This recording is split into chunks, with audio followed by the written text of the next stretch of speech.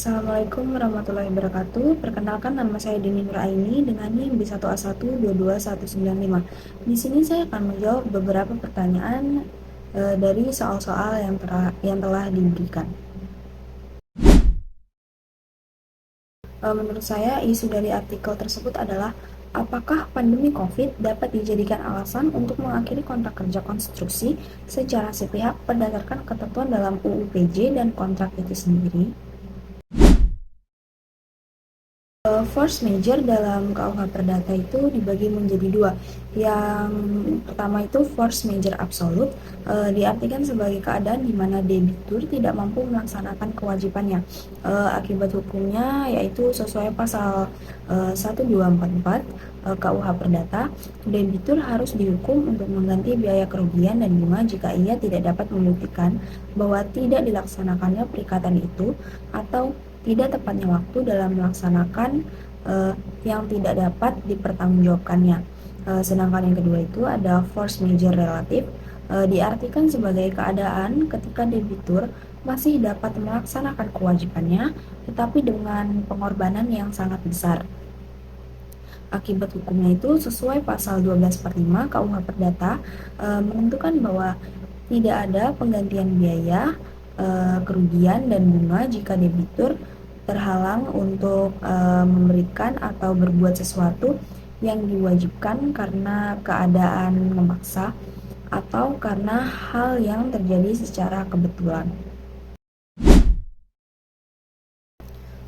Berdasarkan artikel tersebut, terdapat beberapa teori hukum yang dipakai, yaitu yang pertama itu teori objektif. Teori ini tuh didasarkan pada anggapan bahwa suatu hal adalah mustahil bagi semua orang. Contohnya adalah ketentuan dalam pasal 1444 KUH Perdata yang mengatur bahwa kewajiban kontrak adalah mustahil bagi setiap orang. Teori yang kedua itu teori subjektif.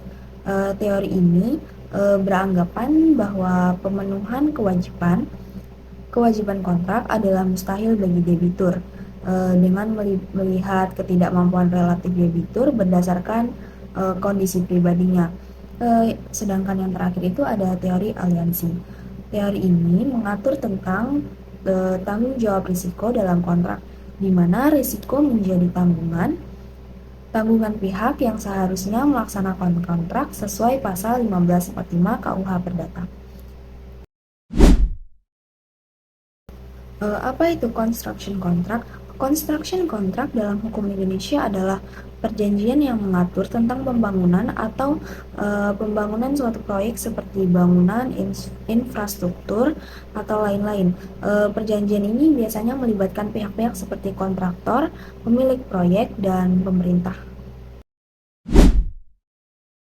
Muatan hukum yang terdapat pada construction contract itu yang pertama, kondisi yang dianggap sebagai force major.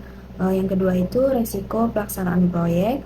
Yang ketiga itu kontrak harus mengatur prosedur penyelesaian sengketa yang jelas. Yang keempat, pemutusan dan pembatalan kontrak harus mengatur dengan jelas kondisi untuk membatalkan atau mengakhiri kontrak. Yang kelima itu tanggung jawab para pihak. Sedangkan yang terakhir itu ketentuan penyelesaian kerugian kontrak. Construction contract termasuk perjanjian bernama karena terdapat dalam pasal 12 Undang-Undang Jasa Konstruksi Nomor 2 Tahun 2017 yang meliputi konstruksi perencanaan, pengawasan, dan pekerjaan pelaksanaan.